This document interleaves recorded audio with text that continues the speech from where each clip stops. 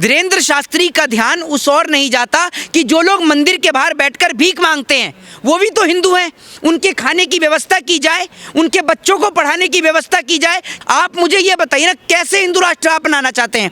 मुझे आप ये बताइए कि सारे हिंदू खतरे में है। नहीं, मुझे आप ये बताओ कि हिंदुओं को आखिर खतरा किससे है? क्या धीरेन्द्र शास्त्री ने कभी भाजपा के उन नेताओं के खिलाफ बोला है जो हिंदू होकर हिंदुओं की बहन बेटियों की इज्जत और आबरू लूट रहे हैं? दूसरी बात ये कि जब भाजपा शासित प्रदेशों में हिंदुओं की हत्या की जाती है उस वक्त पर धीरेन्द्र शास्त्री कहाँ रहते हैं? और सबसे बड़ी बात ये कि अगर आप हिंदू राष्ट्र बनाने जा रहे हैं तो आपने सरकार के खिलाफ बोला, बीफ के ऊपर से जो टैक्स हटाया है उसको लेकर आपने बोला। दूसरी बात यह कि भारतीय जनता पार्टी की सरकार गोवा के अंदर है, तमाम जगह पर बीजेपी की सरकार है, जहां पर बीफ बिकता है आपने उस पर प्रतिबंध लगाया। भाई, जो हिंदू राष्ट्र की बात करते हैं तो वो लोग क्यों नहीं बोल रहे? पर मौजूदा व्यवस्था जो संविधान से देश चल रहा है उससे क्या दिक्कत है धीरेन्द्र साहब? मैं आपको एक चीज बता दूं, संविधान से दिक्कत देश के उस प्रत्येक नागरिक को है जो शिक्षा का महत्व नहीं समझता, जिसका घर और जिसका परिवार सिर्फ इसी तरीके के कामों से चलता है। दूसरी चीज ये है, एक बात आप मुझे ये बताइए, और भी साधु संत और महात्मा हैं, ठीक है? पहली चीज तो ये कि भारत के अंदर कहीं पर भी आप ये लिखा दीजिए कि वहां पर ये लिखा हो कि भारत कोई मुस्लिम राष्ट्र है। अगर कोई मुस्लिम राष्ट्र हो तो समझ में भी आए। और यहाँ पर सभी धर्म के, सभी मजहब के, सभी जाति के लोग रहते हैं। हिंदू राष्ट्र है तो धर्मनिरपेक्ष सेक्युलर देश है ना। मैं मेरी बात नहीं समझे तो कहीं ये थोड़ी लिखा जो आप कह रहे हो कि हिंदू राष्ट्र बनाएंगे। यहाँ पर तो सभी जाति, सभी धर्म और सभी मजहब के लोग रहते हैं और एक साथ मिलकर यहाँ दिवाली मनाई जाती है, रमजान मनाया जाता है, तो उससे आपको तकलीफ क्या है? दूसरी बात ये, मोहित जी यही कह रहे हैं, जो सबको साथ लेकर के हम हिंदू राष्ट्र बनाएंगे, हाँ, अखंड भारत बनाएंगे फिर से। तो अखंड भारत आप बनाओगे तो पहले अफगानिस्तान को जोड़ो, पाकिस्तान को जोड़ो, बांग्लादेश को जोड़ो, इनको जोड़ो ना, क्यों नहीं जोड़ते? दूसरी बात ये कि जब आप वहां पर शेखों की गाड़ियों में घूमते हैं, शेखों के साथ घूमते हैं, तब आपको नजर नहीं आता, तब आपको चीजें नजर नहीं आती कि हम हिंदू राष्ट्र बनाएंगे नहीं बनाएंगे। असल में क्या है, जब इनको लगा कि अब इनका, मैं आपको बताता हूँ, निश्चित तौर पर मैं सिर्फ ये कहना चाहता हूँ कि अगर आपको धर्म देखना है तो सिखों का धर्म देखो। कोई भी सिख किसी के भी आगे आपको हाथ फैलाते हुए नहीं दिखता। गुरुद्वारे में इतनी अच्छी व्यवस्था है कि सभी लोगों का पेट भरता है, तो ऐसी व्यवस्था धीरेन्द्र शास्त्री को करनी चाहिए। करोड़ों रुपए का चंदा आ रहा है। विरोध कर रहे हैं हिंदू राष्ट्र का। मैं ये कह रहा हूँ कि हिंदू राष्ट्र कैसे बनेगा? भाई, हिंदू राष्ट्र बनाने का हक और अधिकार किसके पास है? राष्ट्रपति के पास है, प्रधानमंत्री के पास है। तो क्या दिल्ली से वृंदावन तक पैदल यात्रा में प्रधानमंत्री शामिल हो रहे हैं या तो अधिकार नहीं देता ना? देखिए, मैं वही तो बोल रहा हूँ। मैं आपसे एक बात पूछ रहा हूँ। दूसरी बात ये कि देश की गरीब जनता के बच्चों का भविष्य जिस प्रकार से खराब किया जा रहा है या कह दीजिए पूर्णतः बर्बाद किया जा रहा है, वो पूरा देश देख रहा है। ये जितने भी हिंदुओं के बच्चे हैं जो कल तक स्कूलों में बाबा साहब के संविधान की शिक्षा लेने जाते थे, आज उन बच्चों का ध्यान वहां से हटाकर मंदिर और मस्जिदों की ओर एकाग्रित कर दिया गया है।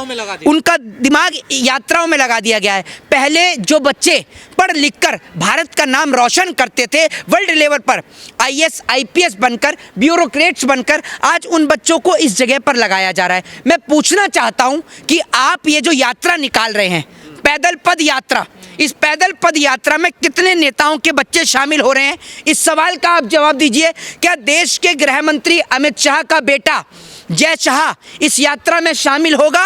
क्या देश के रक्षा मंत्री राजनाथ सिंह का बेटा पंकज सिंह, जो कि विधायक भी है, वो इस यात्रा में शामिल होगा? या बीजेपी के और तमाम नेताओं के बच्चे इस पद यात्रा में शामिल होंगे? तो इस सवाल का जवाब है नहीं। और बड़ी बात, शामिल हुई है, देखिए रेखा गुप्ता शामिल हुई है। रेखा गुप्ता के बच्चे शामिल हुए। मैं आपसे क्या कह रहा हूँ, उनको तो, उन लोगों को तो TRP चाहिए, पब्लिसिटी चाहिए। तो जिन लोगों को TRP और पब्लिसिटी चाहिए, मैं तो जब मानता जब ये लोग पदयात्रा निकालते कि देश के अंदर प्रत्येक नागरिक के बच्चे को IAS और IPS बनाया जाए, शिक्षा को फ्री की जाए, और शिक्षा को फ्री करने के लिए ये लोग दिल्ली से लेकर वृंदावन तक पदयात्रा निकालते। पदयात्रा संविधान का उल्लंघन नहीं है? किस चीज का नहीं है संविधान का? पहली बात तो ये है कि संविधान के अंदर हर एक व्यक्ति को अपनी इच्छा को मानने की आज़ादी है। संविधान के अंदर, संविधान के दायरे में रहकर आप अपनी यात्राएं निकाल सकते हैं। लेकिन आप अगर ये कहें तो देश संविधान से चलेगा देश किसी से नहीं चलेगा और देश संविधान से चलता था, संविधान से चलेगा। क्योंकि मैं आपको एक चीज़ बता दूं, दूसरी बात ये कि आप लोग ये कह रहे हैं कि हम हिंदू राष्ट्र बनाने के लिए इस पद यात्रा को निकाल रहे हैं। मुझे आप इस सवाल का जवाब दीजिए, जो आप ये बात कह रहे हैं, हिंदुओं में तो दलित भी आते हैं, तो आप इसमें उनको शामिल करेंगे? पहले इस सवाल का जवाब दीजिए, क्योंकि आप जिस मध्य प्रदेश से आते हैं उस मध्य प्रदेश के अंदर किस तरीके का दुर्व्यवहार जो है वो SC ST के साथ किया जाता है, पूरे देश ने देखा है। कभी आप देखते हैं कि फ्लाइट के अंदर आदिवासी के ऊपर टॉयलेट कर दिया जाता है, कभी मूंछ बढ़ाने पर मार दिया जाता है, कभी घोड़ी चढ़ने पर मार दिया जाता है, कभी पेशाब चटा दिया जाता है। तो आपको हिंदू राष्ट्र बनाने की कोई ज़रूरत ही नहीं है। अगर आप इस देश के प्रत्येक नागरिक को एक समान निगाहों से देखें, एक समान नज़र से देखें, तो हम लोग तो सब इंसान हैं। लगता है हिंदू राष्ट्र में सब समान नहीं होंगे? आपको लगता है हिंदू राष्ट्र में एक बात आप मुझे ये बताइए, ये तो संविधान की व्यवस्था है, संविधान की व्यवस्था होने के बावजूद भी आप और हम इस तरीके की घटनाओं को मैं आए दिन कोर्ट के अंदर सुनता हूं कि जहां पर एक व्यक्ति को मारा गया, भेदभाव जाति उसके साथ जातिवाद के नाम पर उसके साथ भेदभाव किया गया। तो एक बात मुझे बताइए, जब ये संविधान की व्यवस्था हट जाएगी तो फिर दोबारा से हम उस जगह पर आ जाएंगे जिस जगह का सामना, जिस परिस्थिति का सामना डॉक्टर बाबा साहब भीमराव अंबेडकर ने किया। जब बाबा साहब विदेश से पढ़कर आते हैं और पढ़कर आने के बाद जब वो ये देखते हैं कि जब मेरे साथ में इतना भेदभाव होता है कि एक व्यक्ति जो सबको पानी पिला रहा है वो मुझे पानी नहीं दे रहा आकर, तो वो ये सोचते हैं कि मेरे लोगों के साथ किस तरीके का अत्याचार होता होगा। तभी संविधान की व्यवस्था को इस देश के अंदर बाबा साहब भीमराव अंबेडकर लेकर आए।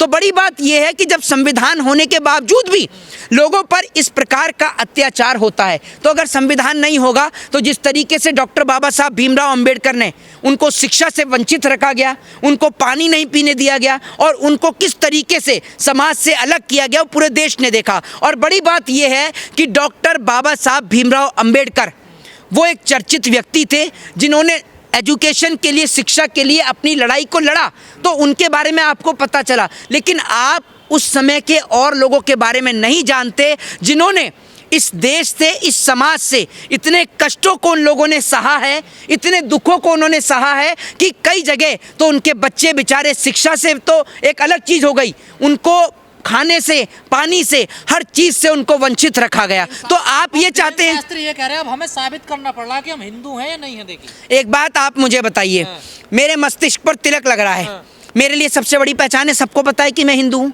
मेरे गले में रुद्राक्षी माला है, सबको पता है कि मैं हिंदू हूँ। मेरे हाथ में ये कलावा बंधा हुआ है, तो सबको पता है मैं हिंदू हूँ। किसको बताना है आपको? दूसरी बात ये कि हम लोग बड़े गर्व के साथ कहते हैं I proud to be Indian, हमें अपने आप को भारतीय कहते हुए गर्व होना चाहिए। दूसरी चीज़ ये है कि आप जिस हिंदू धर्म की बात करते हैं, भाई अगर आप हिंदू धर्म की बात करते हैं तो आज जिस प्रकार से बहन बेटियों की इज्जत और आबरू लूटी जा रही है, उसके लिए आपने कितनी यात्राएं निकाली। अभी दिल्ली की यूनिवर्सिटी की एक छात्रा के ऊपर एसिड फेंक दिया जाता है, आपने उसके लिए यात्रा निकाली? मुझे सवाल का जवाब दीजिए, जो DU की बेटी के ऊपर एसिड फेंका, क्या आपने उसके लिए यात्रा निकाली? कितनी यात्रा आपने निकाली? समाज को बांट रहे हैं धीरेन्द्र शास्त्री, समाज को बांट नहीं रहे तो बढ़ा भी नहीं रहे।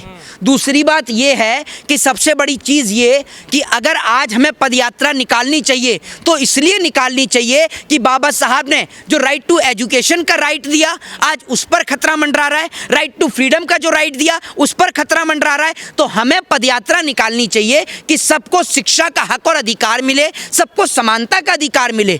जो बात बाबा साहब कहते थे, हमें उस पर चर्चा करनी चाहिए। पहली चीज़ तो आप मुझे ये बता दो कि कौन सा ऐसी ग्रंथ है या ऐसा कौन सा पृष्ठ है जहां पर ये लिखा हो कि भारत मुस्लिम राष्ट्र है और हिंदू राष्ट्र से पहले संवैधानिक राष्ट्र है, जहां पर सभी लोग एक साथ मिलजुल कर रहते हैं।